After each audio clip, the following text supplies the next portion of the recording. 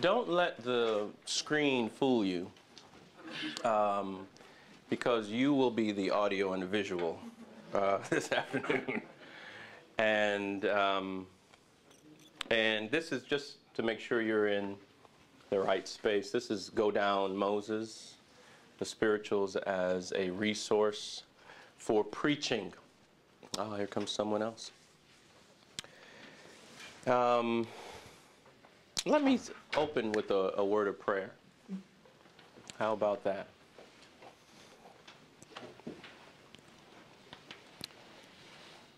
In this short time together, may we experience your eternal presence as we sing, as we move and learn from your songs of the Spirit that we call the spirituals. Teach us the lessons that you desire us to learn for our ministries, for our lives. May this be worth it. And you alone are worthy of the glory. As Bach wrote, Soli Deo Gloria. Thank you for being here. For we need you even now. Amen. Amen. I'm gonna sing when the Spirit says to sing. I'm gonna sing when the Spirit says to sing. I'm gonna sing when the Spirit says to sing, and obey the Spirit of the Lord. I'm gonna stand when the Spirit says to stand. Nothing in your hands. I'm gonna stand when the Spirit says to stand. I'm gonna stand when the Spirit says to stand, and obey the Spirit of the Lord. Oh, I'm gonna clap when the Spirit says to clap. I'm gonna clap when the Spirit says a clap. I'm gonna clap when the Spirit says a clap, and obey the Spirit of the Lord. Oh, I'm gonna dance when the Spirit says a dance. I'm gonna dance when the Spirit says a dance. I'm gonna dance when the Spirit says dance, and obey the Spirit of the Lord. Oh, I'm gonna shout when the Spirit says shout. You can still clap. Clap when the Spirit says shout. Two things at once. When the Spirit says shout, and obey the Spirit of the Lord. Oh, I'm gonna moan when the Spirit says moan. I'm gonna moan when the Spirit says moan. I'm gonna moan when the Spirit says moan, and obey the Spirit of the Lord. Oh, I'm gonna preach when the Spirit says preach. Come on, preachers. When the Spirit says preach it, brother. The preacher when the Spirit says preach, and obey the Spirit of the. One more time. I'm gonna sing when the Spirit says to sing. I'm gonna sing when the Spirit says to sing. I'm gonna sing when the Spirit says to sing, and obey the Spirit of the Lord. All right. Good. Take a seat. You're ready. You're ready. You're ready. And one of the things that I think as we begin, it's important to think about, even in your various ministries, whatever it might be, with the spirituals, is that, as James Weldon Johnson, early 20th century, interpreter of the spirituals, Zora Neale Hurston, anthropologist. They both say what's more important than any mere artistic technique when singing the spirituals, what's more important than that is feeling them. Zora Neale Hurston calls it the mood. She says there's a mood about the spirituals. You know, what kind of, as we think about your preaching, what kind of mood does your preaching have?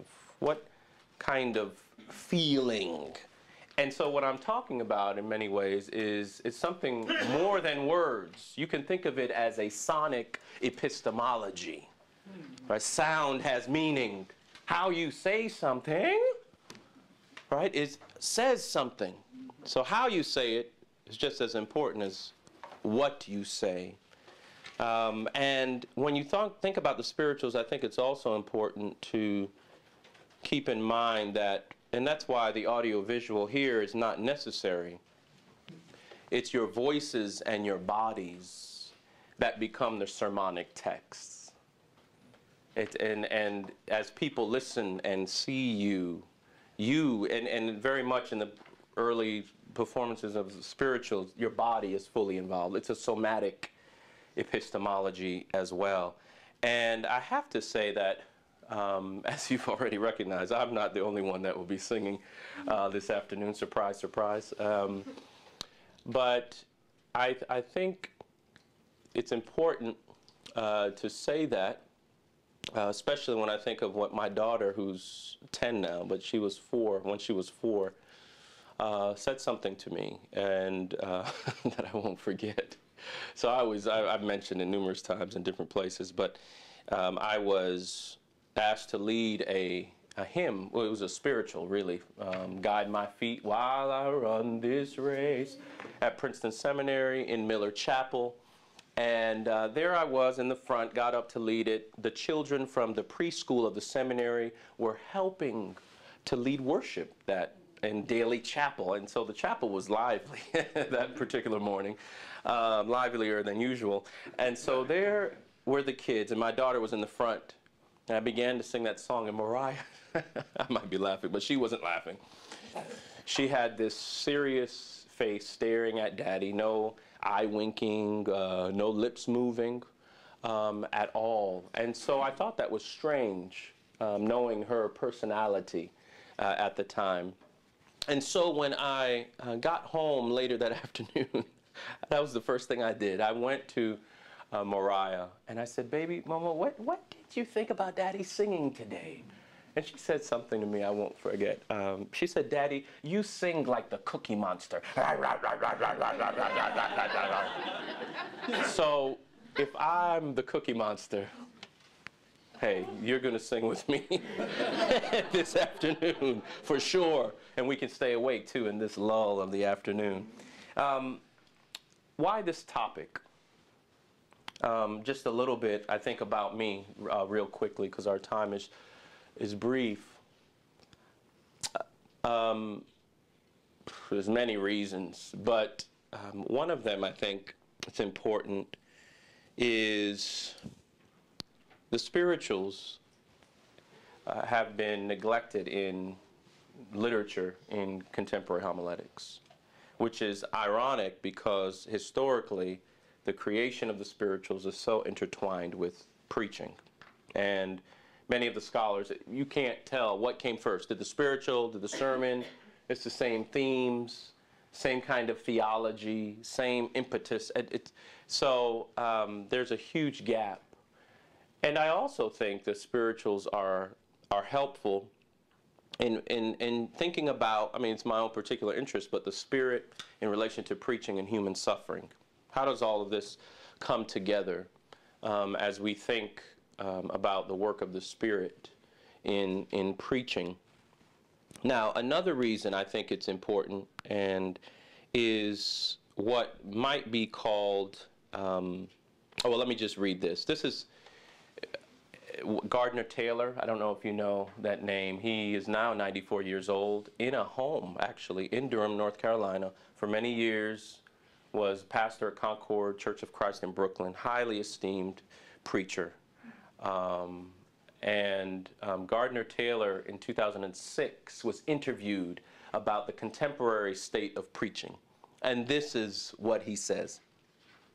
There is now a tendency, I think, more than ever, to make preaching a kind of Sunday chamber of commerce exercise, motivational speaking, which has its place, but it is not the gospel. It becomes a kind of opium, if opium is a stimulant for people, which gives them often a false notion of what life is all about. I think much of contemporary preaching does not prepare people for the inevitable crises of life. When we talk constantly about prosperity, well, life is not constantly prosperity. It has adversities and difficulties. And if one is trained, conditioned to see only the bright side of things, then one is not prepared for living in this world. Of course, people want to hear it, because candy is a very pleasant thing. My daughter, when she was a little girl, I suppose if we could have fed her candy morning, noon, and night, she would have taken it morning, noon, and night and enjoyed it. Soon she would have had no teeth, and soon we would have had no daughter, I think, because candy is wonderful. I love it. But one needs in one's diet more than candy.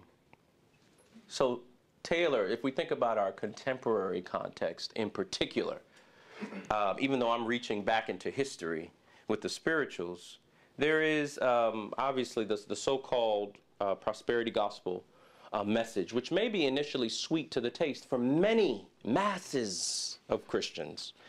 It's a pleasant thing, but as Taylor warns, is that in the end, just like candy, you may end up with rotten teeth. It doesn't sustain your spiritual diet. And it doesn't help you consider what life is all about.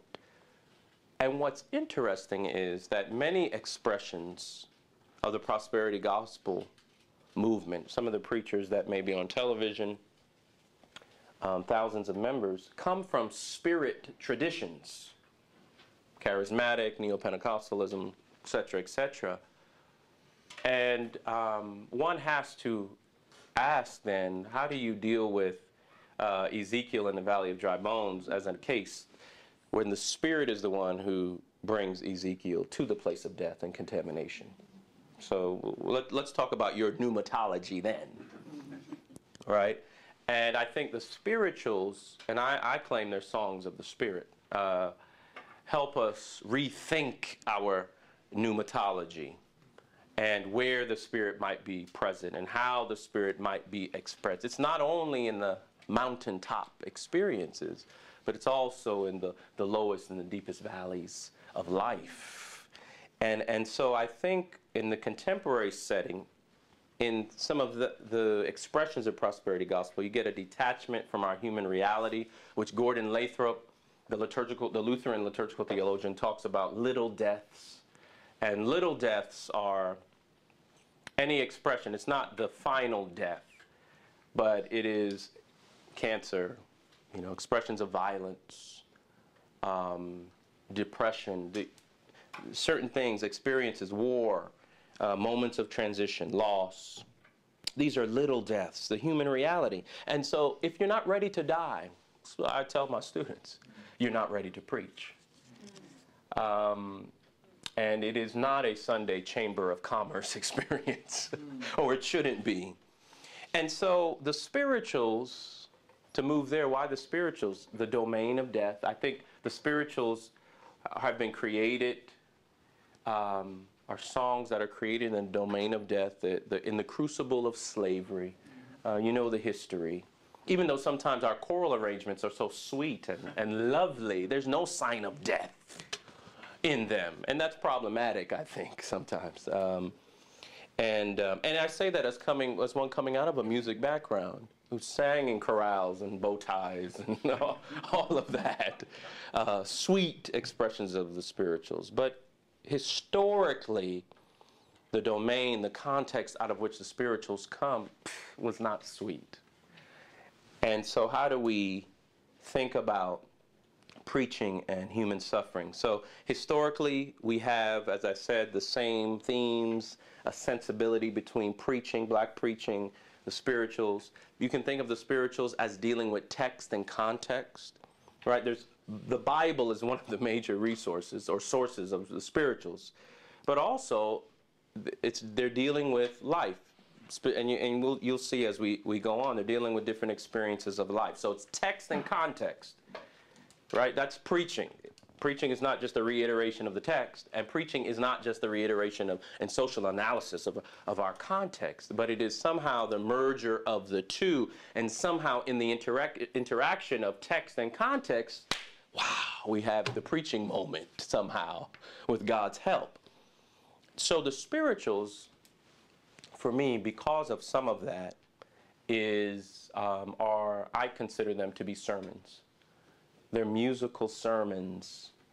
And, you know, the traditions I've been a part of, Shirley Caesar, she's a queen of gospel music, a pastor in Raleigh, North Carolina now, where I'm living, said in an interview that she said, I sing my sermons and I preach my songs.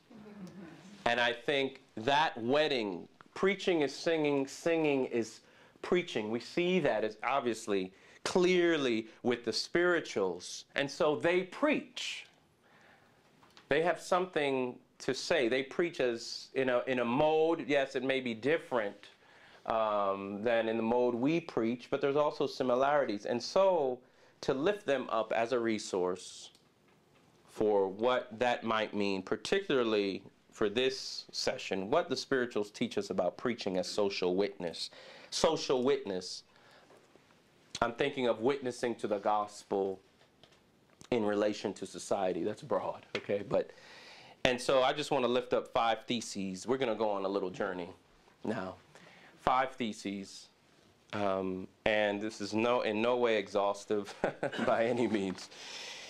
But the first is the spirituals teach us that, number 1, preaching as social witness takes human suffering and death seriously and tells the truth about it.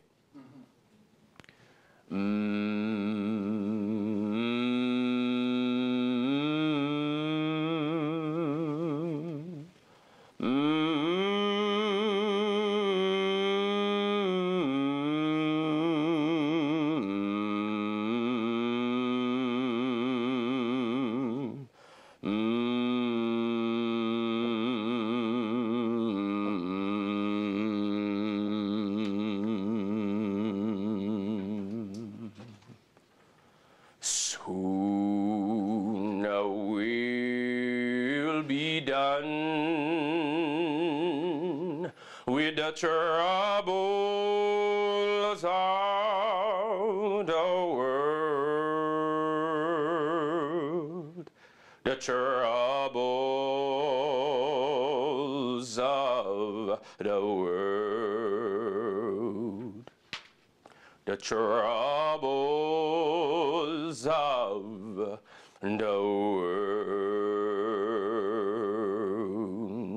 Soon will be done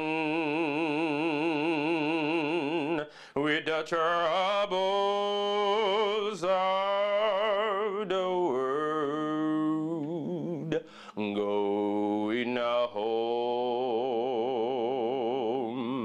to live with God.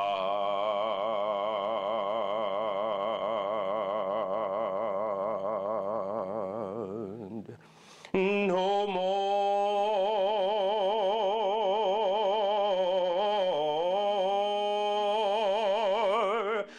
weeping and wailing, no more, oh, no more weeping and wailing, no more, oh, no more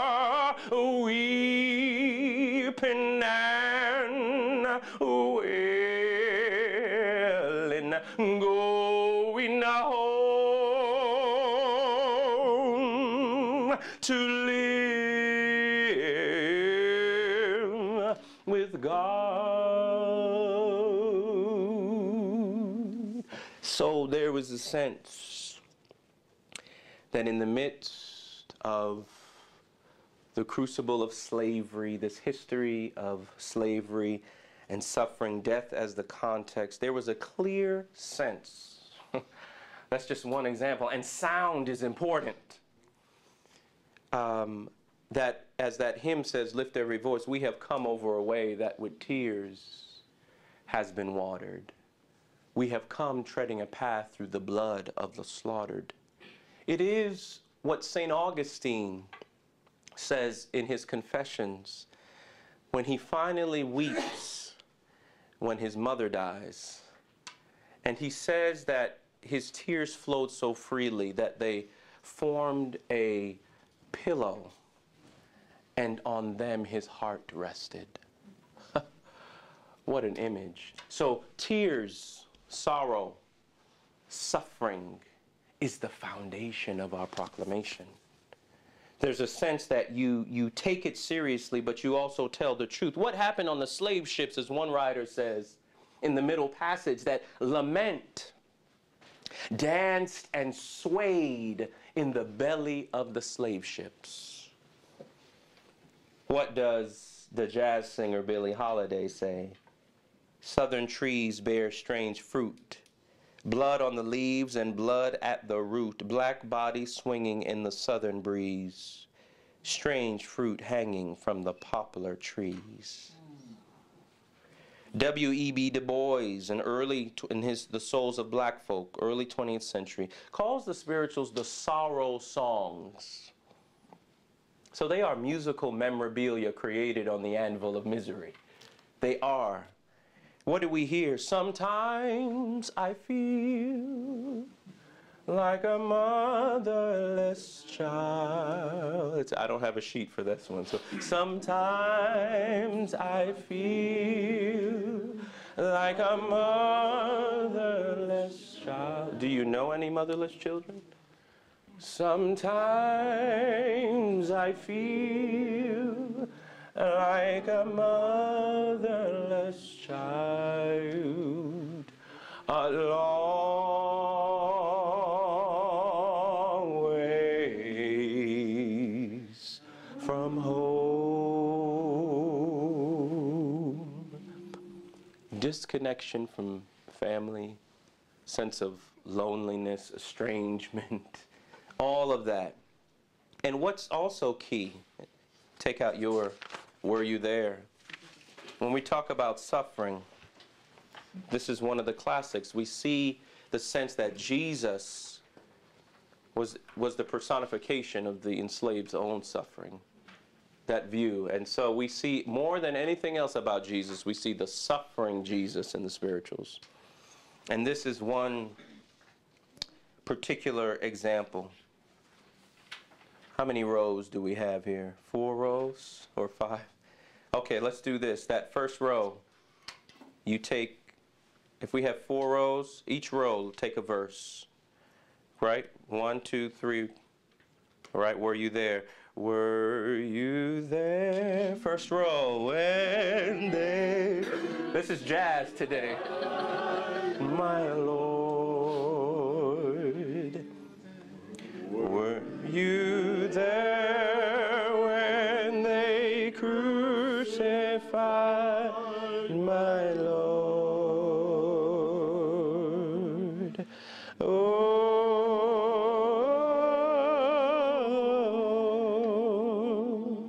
sometimes it causes me to tremble, tremble, tremble.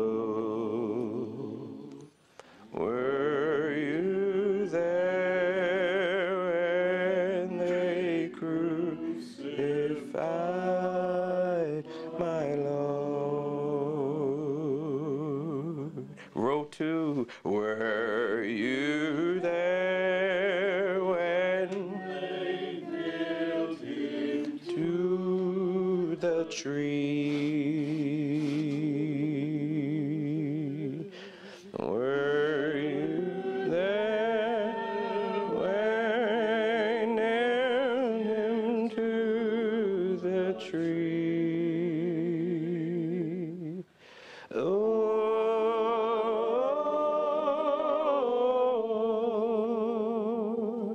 sometimes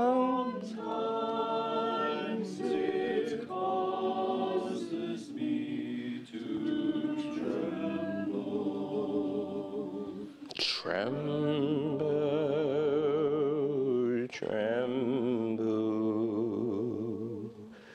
Were you there when they nailed him to the tree? 3. Were you there when they pierced him in the side? Were you there when they pierced him in the side? Oh,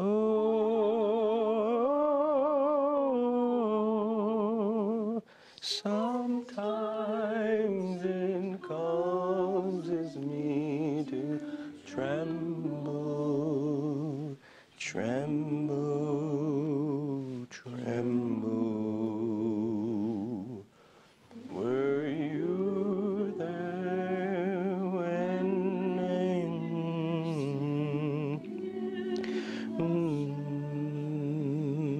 fourth and fifth row? Were you there when they laid him in the tomb? Everybody else can hum.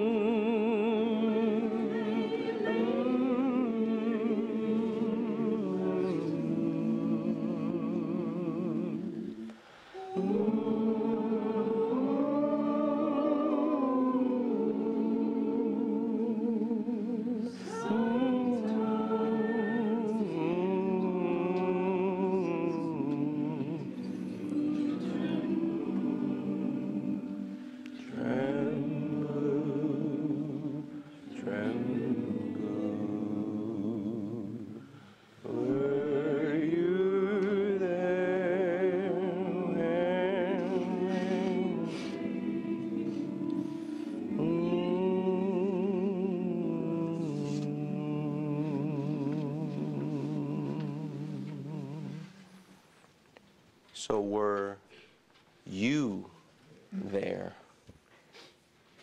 You as a preacher, as a minister, are implicated in this situation of suffering.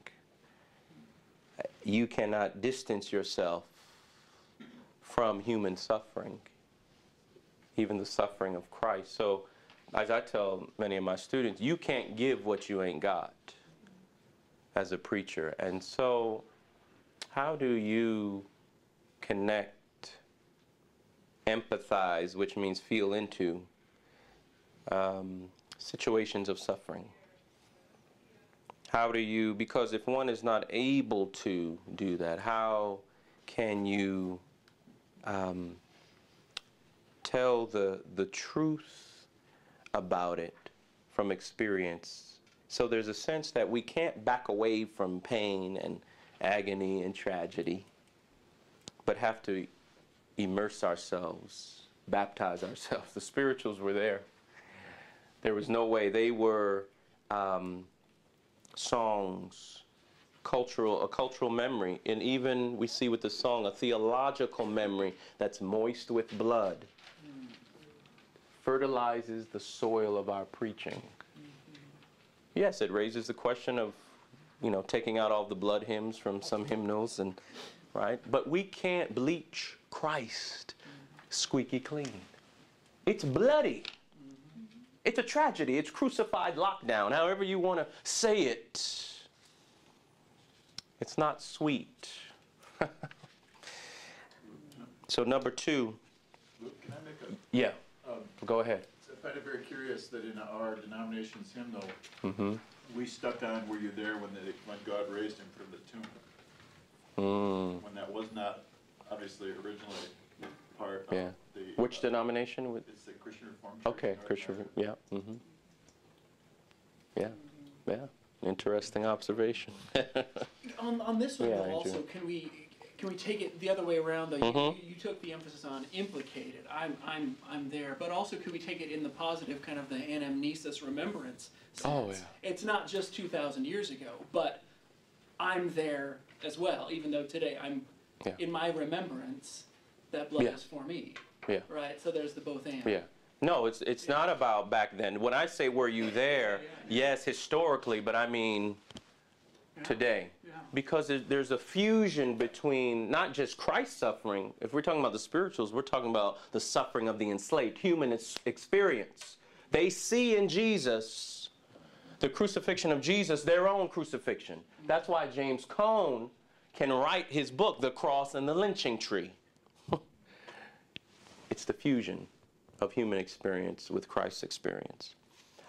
Number two, the spirituals teach us that preaching as social witness opposes unjust suffering. Not just telling the truth about it, but opposes unjust suffering and death directly and indirectly, despite threats. What's interesting is, I mean, historically, slaveholders were threatened by acts of worship, gathering groups to pray at night. They would even in homes. So praying, singing, preaching was seen as a threat to the powers that be. Which, you know, is anybody threatened by our worship these days? Right? I mean, I don't know. I mean, anyway, I won't go there right now.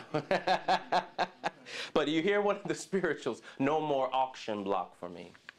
This is a direct opposition to the suffering. No more peck of corn for me. No more driver's lash for me. No more pint of salt. No more 100 lash. No more mistress call for me.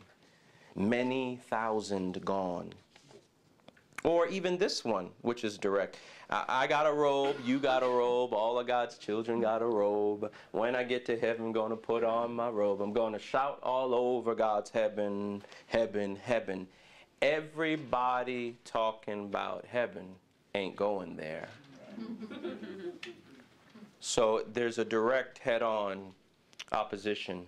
If we think of, but also what you find sometimes in some spirituals is yearning for death, physical death, was a way of resisting the present life experience.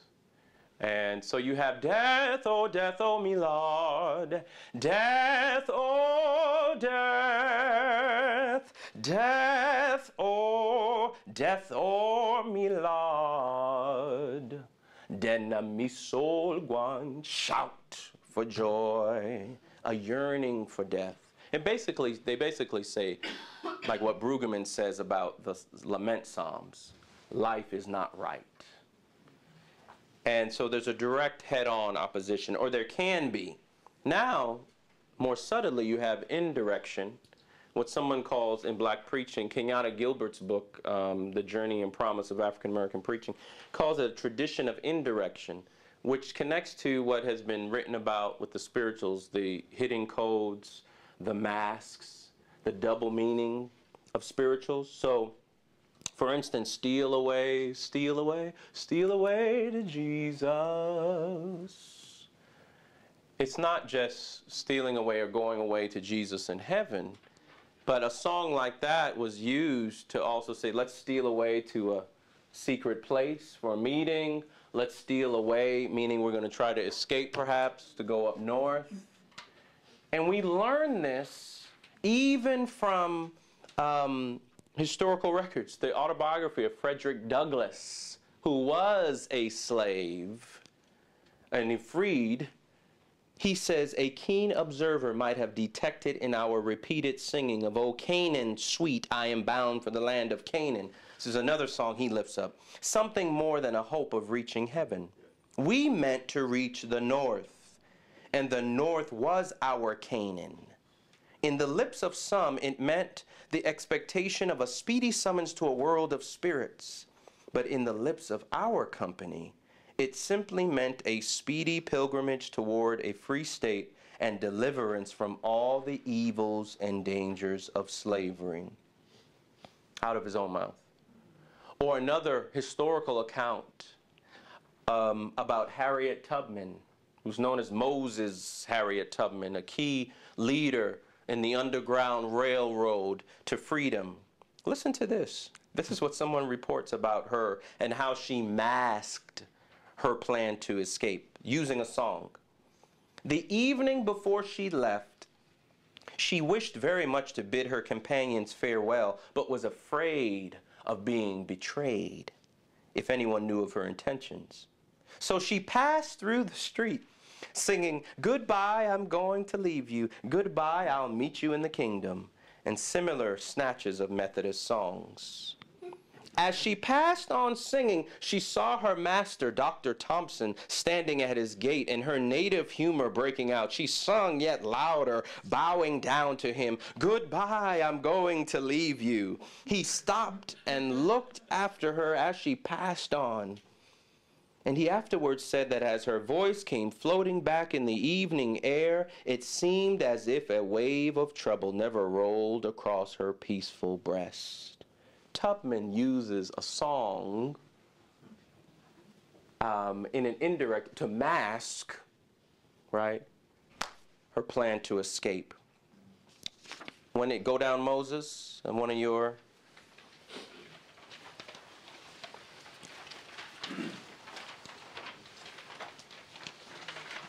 this is an example of a fusion where one may see it as talking about just retelling the biblical story. When Israel was in Egypt's land, it says at the beginning. But there's more going on here, right? If we think about interpretation, there's a sense that the pharaohs are the slave masters. Let my people go. Those that are in bondage are the enslaved. But a cursory reading and perhaps understanding might just say, well, they're just telling the Bible story in song. But there's more beneath the surface. Let me have two volunteers. Two volunteers. Andrew, come on up here. Somebody else. Somebody else. Come on. What's your name? Alyssa. Alyssa. All right, let's thank him. Let's thank him. All right. And you volunteered without even knowing what I'm going to ask you to do. I trust you. Okay. Everybody stand. With that song. We're going to do this together and in a form a leader and the community responds on Let My People Go, the community. So I'll do the first verse. Alyssa, take number 2. Oh, good. And 3, Andrew. Oh, good. All right. And then, anyway, we're going to. When Israel was in Egypt's land, let my people go. You got to sing it like you mean it, yep. Oppressed so hard they could not stand. Let my people go. It's everybody. Go down. Moses, way down in Egypt's land, tell Pharaoh, let my people go. The saith The Lord, let my people go. If not, I'll smite your Let my people go, go, go down. Moses, way down in Egypt's land, tell of Pharaoh, let my people go. No more shall they in bondage toil. Let my people go. Let them come out with Egypt's spoil. Let my people go, go down. Moses, way down in Egypt's land, tell Pharaoh, let my people go. Let my people go. Let my people go. Let my people go.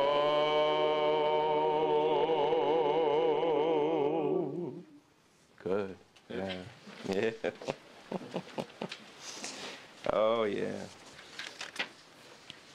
Number 3, the spirituals teach us that preaching as social witness promotes an inclusive community. The importance of community. We see something happening in that song, just in the very nature of the performance, and that's tradition. The call and response, you hear about it in African American preaching. It's also deeply in the musical traditions. You have a leader, the community responds back and forth. We see it in one of your sheets. Wade in the water, wade in the water, children, wade in the water. God's gonna trouble the water. Here's the call and response. See that band all dressed in white. God's gonna trouble the water. The leader looks like an Israelite. Oh, God's gonna trouble the water. Wade, wade in the water. Wade in the water, children. Wade in the water. God's gonna trouble the water. God's gonna trouble the water. God's gonna trouble the water. So once again, the back and forth, the community becomes important. So when we're talking about speaking against or telling the truth about suffering, we talk about opposing being, you can't do that by yourself. It takes a whole village. It takes a whole congregation to preach, really, even though people in the pews, you know, sometimes people think everything is on the preacher for how the sermon is received. right? But what does the listener bring to the preaching moment? That's the question I want to ask. But what we find in the spirituals is what has been called by Cheryl Kirk Dugan, who teaches at Shaw Divinity School in Raleigh, a collective exorcism of selfish individualism. And it's implied in the very creation of the songs. We don't know who the authors were. There's no specific names connected with the songs. We don't really know their places of origin, a specific place. And I think that's important because they're created by, James Weldon Johnson has a wonderful poem, The Unknown Black Bards, for a community. They are the community songs, the community sermon. They are ours. And what's so interesting in our contemporary context is to think about how these spirituals are sung all over the world by all kinds of people. These are human songs. It's amazing. It's amazing to see people, when I was serving a church in Switzerland or living in France, to have people, even though they would call it gospel music, singing the spirituals, that somehow they connect with the human experience across cultures. They are as someone has said, the spirituals are music or paintings of the human soul. And I think, and they are in the color of music. All right. So John Work, early 20th century, talks about that. James Weldon Johnson, I'll just, because I know our time is, this is really a soundbite, this whole session, but to get a sensibility of these, in his poem, I'll just recommend it to you, Old Black and Unknown Bards from 1922. James Weldon Johnson, key Harlem Renaissance literary genius. His brother J. Roseman Johnson, the musician, composer. Anyway, he has this wonderful poem. And I'll just, the last two stanzas I'll take up. There's many stanzas, 6 stanzas. He says, there is a wide, wide wonder in it all, that from degraded rest and servile toil, the fiery spirit of the seer should call these sinful children of the sun and soil.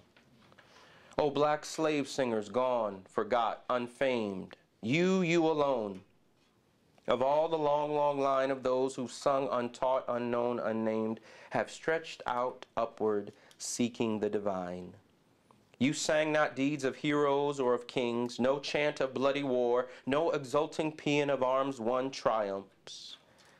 But your humble strings you touched in chord with music empyrean. You sang far better than you knew. The songs that for your listeners' hungry hearts sufficed still live. But more than this to you belongs. You sang a race from wood and stone to Christ. But here, this is a eulogy for the Black Bards, this poem. And we don't, unknown, untaught, forgotten, you name it. God choosing the weak, the despised, the unlettered, who actually are providing us wisdom today. That's the miracle. Just think of those that might be deemed the lowest of the low, the ostracized, those on the borderlands of human existence, are the ones that are teaching us something about preaching or something about God, something about what it means to be human. It is a miracle, as James Weldon Johnson says. It's amazing to me. But it is the community. And the least of these, you can't say like Paul would say in Corinthians, you can't say I have no need of you. We need those that might be considered the least of these and honor them. And here they are, a part of the human community. So we spirituals get on board. All right, get on board, little children, get on board. Little children, get on board. Little children, there's room for many a more. Get on board, little children, get on board. Little children, get on board. Little children, there's room for many a more. Now, there's one of the verses that really stands out to me. It says, the fare is cheap and all can go. The rich and poor are there. No second class aboard this train. No difference in the fare. Get on board. Little children, get on board. Little children, get on board. There's room for many a more. So there's a sense, that verse is explicit about it. The inclusivity of the human community. That's not to say that there's a cheap acceptance of hatred. There's still an ethical code that we see. There's not cheap grace. There's a scandalize my name is a spiritual. And one of the verses says, and they even pick on preachers in this, right? I met my preacher the other day and give him my right hand. Just as soon as ever my back was turned. And you know what that preacher did? He took and scandalized my name. And do you call that religion? No, no. Do you call that religion? No, no. Do you call that religion? No, no. Can you believe that preacher? Took and scandalized my name. So there's still a sense that there's some ethics involved here. There's not a cheap acceptance, but yet the community is still important. Number 4, the spirituals teach us that preaching as social witness proclaims hope in God, even in the midst of existential hell. Now, it's easy to name social ills, I think.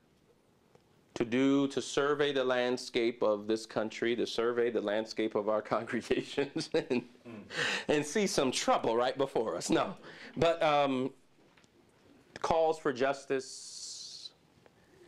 But do you see hope? To proclaim hope in God. J. Alfred Smith, who's a retired minister from Allen Temple Baptist Church in Oakland, California, in a sermon says, hope is a tiny sprout growing up in cracked concrete. You have the cracked concrete, which is a vast devastation of death and trouble, and hope there is that little tiny sprout. So it's hard to see. Or Pauli Murray, who's first African-American Episcopalian, woman Episcopalian priest from Durham, North Carolina, of all places, civil rights activist. Hope is a song in a weary throat. Even the sign of singing, I would say also of preaching, that we continue to preach itself, I believe, is somehow a sign of hope in God. But what's important, so that was J. Alfred Smith, Pauli Murray, and now Powery says, hope resides in the ruins. Doesn't erase our struggles of the world.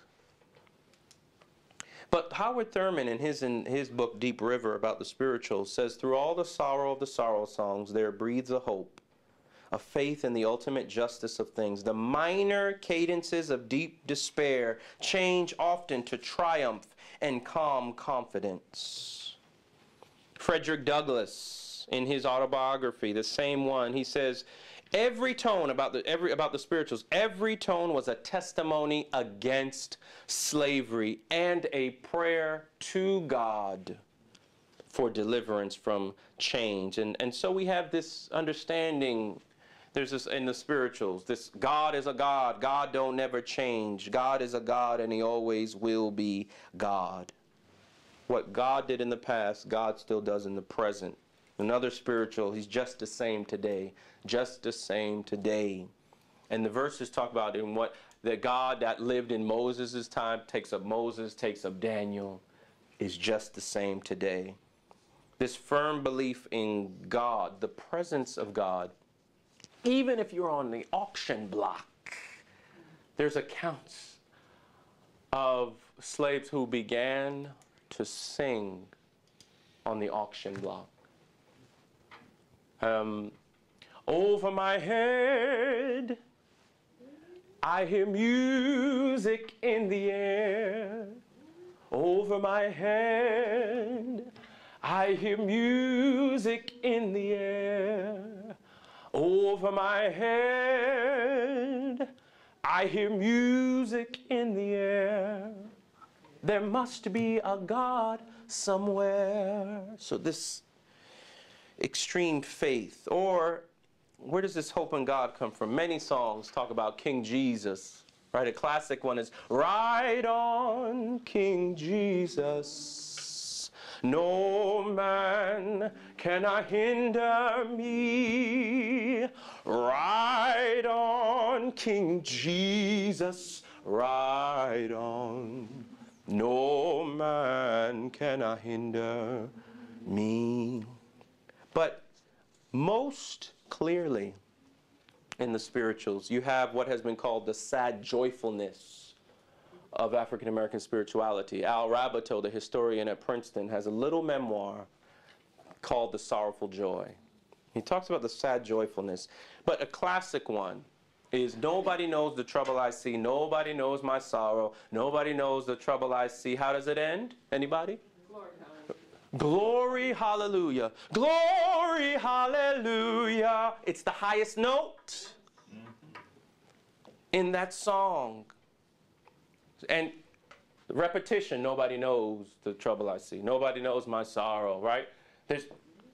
But yet, there's still, as Thurman says, the trumpet-tongued expression of hope rings out in the midst of the tragedies and the suffering. Stand. Stand, please. There is a balm, if you can. There is a balm in Gilead. Write down, split it here.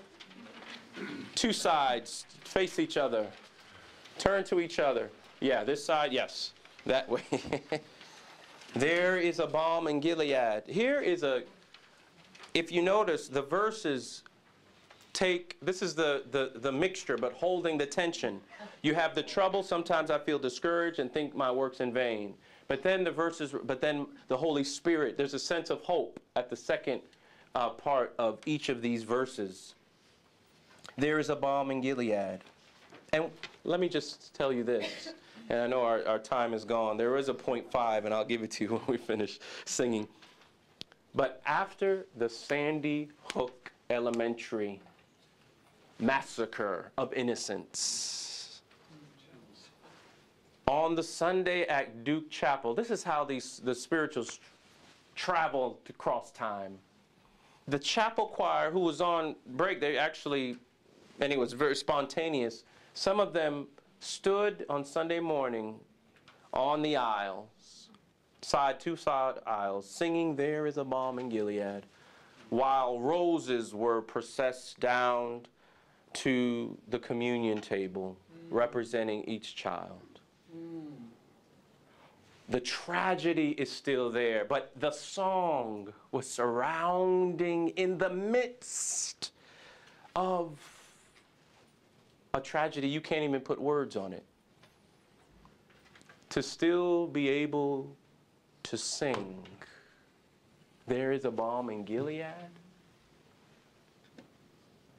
That song itself, a song, is a sign of hope. So wherever you are in your ministries, in your life, at work, sing this, appropriate this song for you in this moment as we are coming to a close, really. And this side sing verse 1, verse 2, and then everybody will sing verse 3. There is a balm in Gilead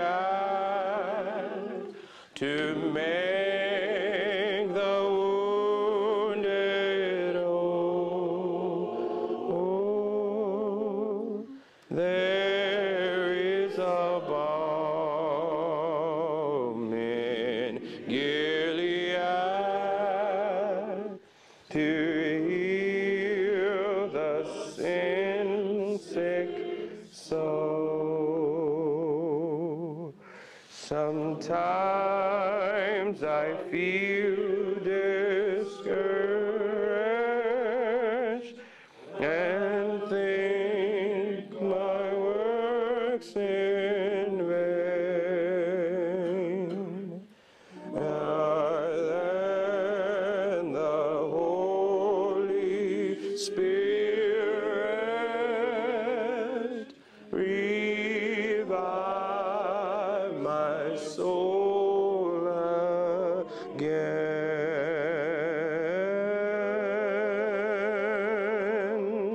There is a balm in Gilead to make the wounded whole. There is a balm in Gilead to heal the sin-sick soul. Don't ever feel discouraged, for Jesus is your friend. And if you lack knowledge, he'll not refuse to lend. There is a balm in Gilead to make the wounded whole. There is a balm in Gilead to heal the sin-sick soul. If you cannot preach like Peter, if you cannot pray like Paul, you can tell the love of Jesus and say he died for all.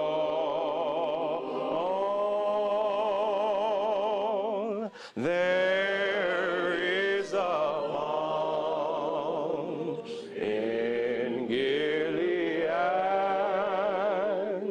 to make the wounded whole. There is a balm in Gilead to heal the sin-sick soul.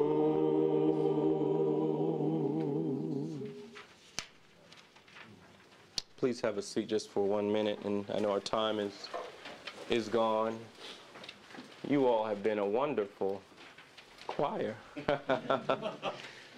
But I just want to leave you with point 5, the thesis, number 5, another thesis, that the spirituals teach us that preaching as social witness is a weighty matter of life and death. And I think it's unavoidable when you talk about the spirituals as musical sermons. So preaching is not the latest joke or a clever turn of phrase, but it is the breath of God blowing in a valley of human dry bones, declaring, "You shall live." The spirituals, these sermons of the Spirit, reveal that even the Spirit speaks in domains of death. And as Ezekiel in chapter 37 shows, resurrections can happen through proclamation, confirming what James Forbes says of preaching. It is a ministry of raising the dead. There are probably Christian zombies in our pews. And so there are many in society due to systemic and structural sin who are dying, and we are called to go to those dry places of the world to initiate a resurrection with God's help. But the question remains, are you ready for a preach-off with death? Because when we preach, we are proclaiming the death of death. All right. We, in fact, are preaching death's funeral. So I'm sorry our time is so brief that I wanted to have times for questions. I'll be here. I'll hang out here if you want to dialogue some more. Any comments, questions, cries of anguish, whatever it might be. I want to thank you all for your time, and I pray that these spirituals will speak to you, if they haven't already, in an ongoing way, in a fresh way. And I would say our modern day expression of the spirituals may very well be the hip-hop genre. But anyway, that's another conversation topic. Okay, thank you all.